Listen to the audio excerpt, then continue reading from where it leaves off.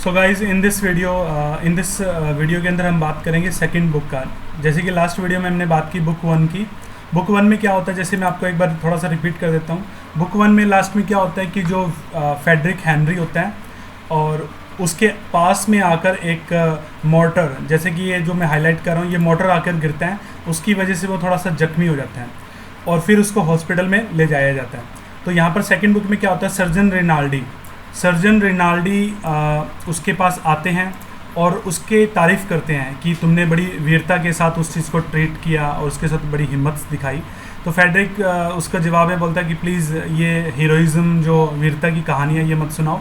आगे रिनाल्डी उसको बताता है, उसको कहता है कि तुम्हें तुम्हारा जो पैर का जो मतलब तुम्हारी लेग का जो ट्रीटमेंट है वो मिलान के अंदर होगा ताकि तुम्हारा बेटर ट्रीटमेंट वहाँ पर हो सके।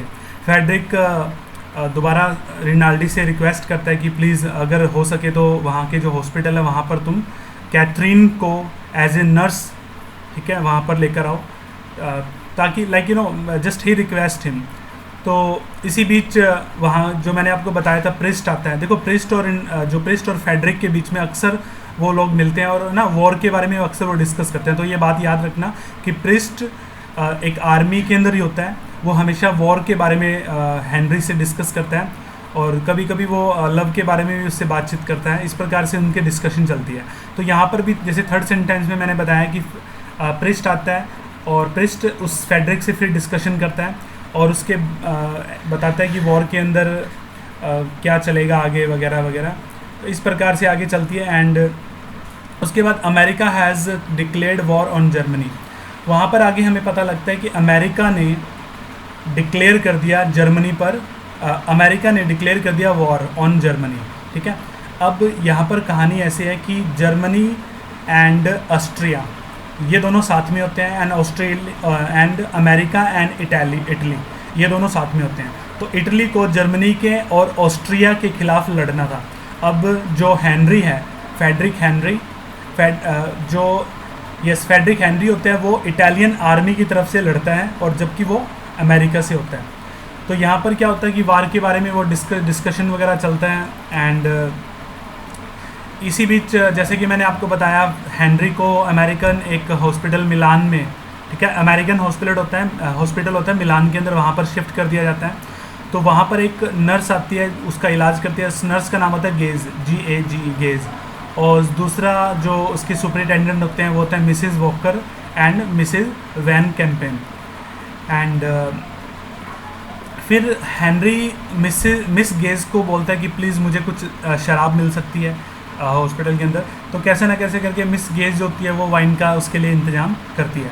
फोर्थ पॉइंट में क्या होता है, Catherine arrives there and Frederic realise a strong sense of love and passion for her. यहाँ पर क्या होता है कि मैंने आपको बताया कि जैसा कि फेडरिक हेनरी रिनाल्डी से रिक्वेस्ट करता है कि भाई मिलान के अंदर, ठीक है, जैसे कि उसको मिलान के अंदर बेटर ट्रीटमेंट के लिए शिफ्ट कर दिया जाता है। तो वहाँ पर अब वो कैथरीन वहाँ पर आती है, जैसे कि वो रिक्वेस्ट करता है कि कैथरीन को भाई बुलाना वहाँ पर एज ए नर्स। तो वहाँ पर कैथरीन आती है नर्स के रूप में। और जब फेडरिक उसको देखता है तो वहाँ पर याद रखना, बुक सेकंड के अंदर जो रियल लव होता है हेनरी का कैथरीन के लिए वो शुरू होता है। उसके अंदर पैशनेबल वो लव करने लग जाते हैं and they make a love for first time. And doctor Valentini जो होती है वो सुपरिटेंडेंट होती है, वो आती है और एग्जामिन करती है उसका और एक्सरे वगैरह लेती है। तो 6 पॉइंट में देखते हैं हम लोग। 6 पॉइंट में होता है कि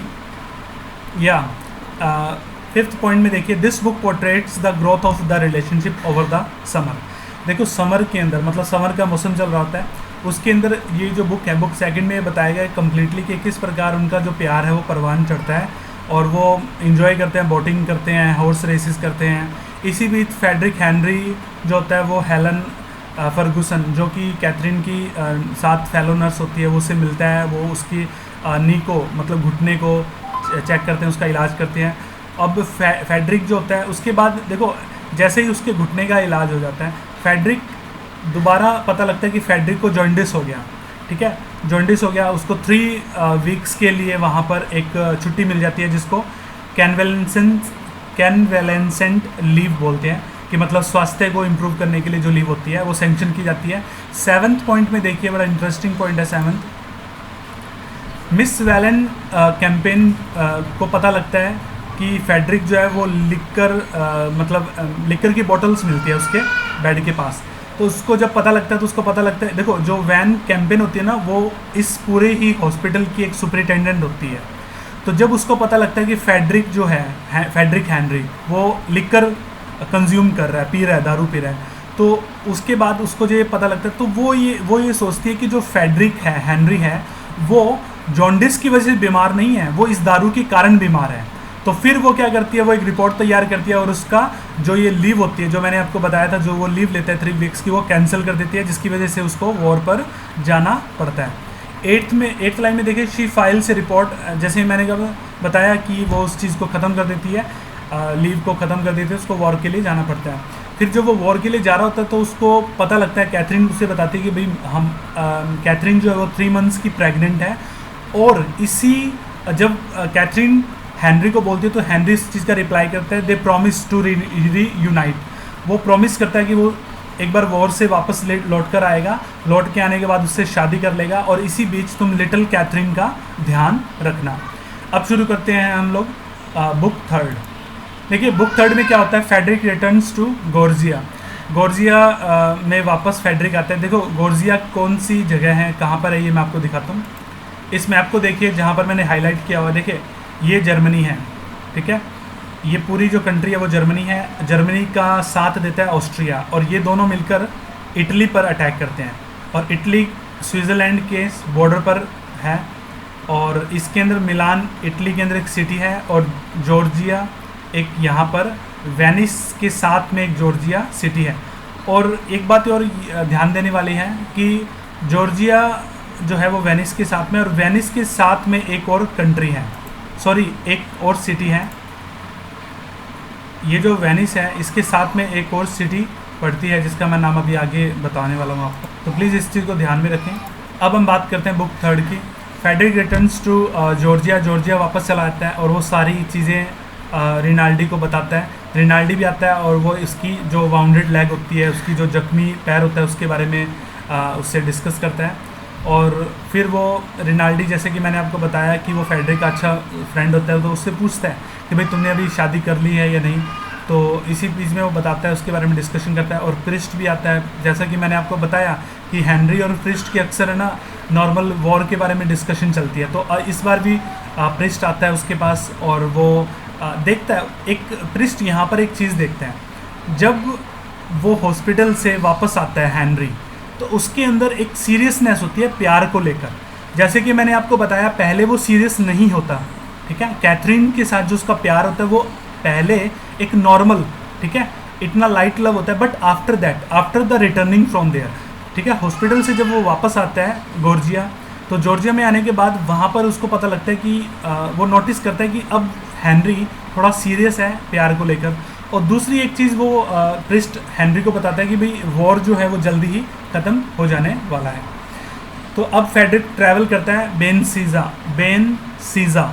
मैंने आपको बताया था कि जो वेनिस, अभी मैंने आपको बताया था ना, एक जो वेनिस एक देखो जॉर्जिया के पास में एक वेनिस एक सिटी है, उसके पास में एक बेनजिया है, वहाँ पर वो जाता है। और वहाँ पर वो गिनो एक पर्सन होता है जो कि देशभक्त, एक इटली का देशभक्त एक पर्सन होता है, वो उससे मिलता है। और गिनो एक तरह से उसको बताता है कि भाई जो ऑस्ट्रिया जो कंट्री है उसकी जो मिसाइल्स है, उसकी जो गन है, उनकी बैटरी कितनी ताकतवर है, और मतलब वो गन के बारे में सिंपली डिस्कशन करते हैं। आगे चलकर क्या होता है, फेडरिक हेनरी को रियलाइज़ होता है कि भाई अब ऑस्ट्रियन जो अटैकर्स हैं वो इतने ज़्यादा ताकतवर हैं जर्मनी के साथ मिलकर कि वो इटली पर हमला करने वाले हैं। तो अब वो मन ही मन सोचता है कि अब भाई मतलब जर्मनी और ऑस्ट्रिया के जो अटैक से बचना काफ़ी मुश्किल है। एंड आगे चलकर क्या होता है कि ज़बरदस्त बरसात होती है, और दूसरा बम्बार्डिंग बिगिंस, और बमबारी, ठीक है। मैंने आपको बताया कि ऑस्ट्रिया अटैक कर देता है और बमबारी शुरू होती है। फेडरिक को पता लगता है कि भाई अब उनका देखो एक्चुअल में क्या होता है, जब बमबारी शुरू होती है, जैसे कि मैंने आपको बताया कि उनके जो बॉम्ब्स होते हैं, उनके जो मिसाइल्स होती हैं, उनके जो गन्स होती है, वो इतने काफ़ी ताकतवर होती है कि उनका सामना इटालियन आर्मी नहीं कर सकती। तो फेडरिक का जो मोराले होता है, जो उसका हौसला होता है, वो काफ़ी गिर जाता है। अब क्या होता है, आगे बैटल होती है या कोपोरिटो, ठीक है, बैटल ऑफ कोपोरिटो के अंदर बैटल होती है। इटालियन जो आर्मी होती है वो हार जाती है और उसको पीछे हटना पड़ता है। इस वजह से क्या होता है कि इटली के अंदर, ठीक है, बहुत से लोगों को घर खाली करना पड़ता है। वुमेंस, चिल्ड्रन, बच्चों को ट्रक में भर भर कर दूसरी जगह पर ले जाया जाता है। और इसी बीच रिनाल्डी जो होता है वो भी हॉस्पिटल के लिए चला जाता है। एंड हर कोई इवैक्यूएट, मतलब हर कोई अपनी जगह छोड़ कर भागने लग जाता है। इसी बीच काफ़ी ज़्यादा गड़बड़ी फैल जाती है। रोड के ऊपर भी काफ़ी ज़्यादा, देखो मैंने आपको बताया कि अटैक होता है, ऊपर हवाई अटैक भी होता है। तो जो फेडरिक होता है वो भी किसी तरह बचकर निकलने की कोशिश करता है कि कैसे ना कैसे बचा जाए। और एरियल अटैक होता है। देखो एरियल अटैक का मतलब होता है हवाई जहाज़ के द्वारा जो बम गिराए जाते हैं। तो इटली के ऊपर हवाई जहाज़ के द्वारा बम गिराए जाते हैं और फेडरिक हेनरी होते हैं वो किसी ना किसी तरह बचने की कोशिश करता है, मगर वो एक रास्ते पर अटक जाता है और डिसाइड करता है कि वो दूसरा रास्ता लेगा। फिर इसी बीच क्या होता है कि वो अपने दो इंजीनियर होते हैं, सर्जेंट होते हैं, जो उसके नीचे, हेनरी के नीचे काम करते हैं, जैसे कि मैंने आपको बताया था, ठीक है। वो उनको बोनेलो वो बोलता है कि बोनेलो के साथ जाओ और उनकी हेल्प करो। मगर क्या होता है कि वो जो दोनों ही ऑस्ट्रिया और जर्मनी के अटैक से डर जाते हैं, ठीक है। जो सर्जेंट होते हैं वो डर जाते हैं, वो फेडरिक का ऑर्डर वो नहीं मानते। तो फेडरिक को काफ़ी गुस्सा आता है और वो एक को शूट कर देता है ऑन द स्पॉट। और जो दूसरा होता है, जब वो उसको हेनरी इसको शूट करने वाला होता है तो वो इसी बीच बचकर निकल जाता है और भाग जाता है। तो अब काफ़ी ज़्यादा क्रिटिकल सिचुएशन हो जाती है। उसके बाद देखिए, अब एक इंटरेस्टिंग बात ये है कि जब मिलिट्री पुलिस, इटालियन की जो मिलिट्री है, उसको पता लगता है कि सारी की सारी इटालियन आर्मी जो है वो ऑस्ट्रियन आर्मी से हार चुकी है, तो वो अपने आर्मी मैन को बुला कर उनका इंटेरोगेट करते हैं और ये जानने की कोशिश करते हैं कि कहीं ना कहीं वो कौन सी कमी थी जिसके कारण हमारी आर्मी हार गई। तो वो इसी बीच देखो इंटेरोगेट करते हैं, पूछताछ करते हैं अपनी आर्मी मैन से, और वो ये पाते हैं कि कुछ लोग है ना, मतलब बेईमान थे, ठीक है, ट्रेचरी, मतलब कि देशद्रोही थे, जिस कारण से हमारी आर्मी जो इटालियन आर्मी हार गई है। तो अब इसी बीच फेडरिक को भी वहाँ पर वो लोग पकड़ लेते हैं। मतलब फेडरिक जो इटालियन आर्मी का पर्सन होता है, इटालियन आर्मी के दूसरे मिलिट्री ऑफिसर उसी को पकड़ लेते हैं और उससे इंटरोगेशंस वगैरह शुरू कर देते हैं। इसी बीच फेडरिक काफ़ी ज़्यादा वॉर से तंग आ जाता है और वो ये पाता है कि यहाँ पर कोई उसकी हेल्प करने वाला नहीं है एंड यहाँ पर आई थिंक मुझे वॉर को छोड़ देना चाहिए। फिर वो डिसाइड करता है कि भाई जैसे कि मैंने आपको बताया कि जो मिलिट्री आर्मी होती है, ठीक है, इटालियन मिलिट्री आर्मी, जब उनको पता लगता है कि हमारे इटालियन ऑफिसर्स हैं जो वो हार गए हैं और वो पीछे हटकर भाग गए हैं, तो फेडरिक जो कि इटालियन आर्मी की तरफ से लड़ रहा होता है, इटालियन मिलिट्री फोर्स उसको पकड़ लेती है और उससे पूछताछ करती है। तो फेडरिक कैसे ना कैसे वहाँ से एस्केप कर देता है, बचकर निकल जाता है और एक नदी में जाकर छलांग मार देता है। वहाँ से वो मिलान, जैसे मैंने आपको बताया मिलान एक सिटी है इटली के अंदर, वो मिलान की तरफ भागने लग जाता है और वो कैथरीन से जाकर मिलता है। ये यहाँ पर बुक 3 ख़त्म हो जाती है।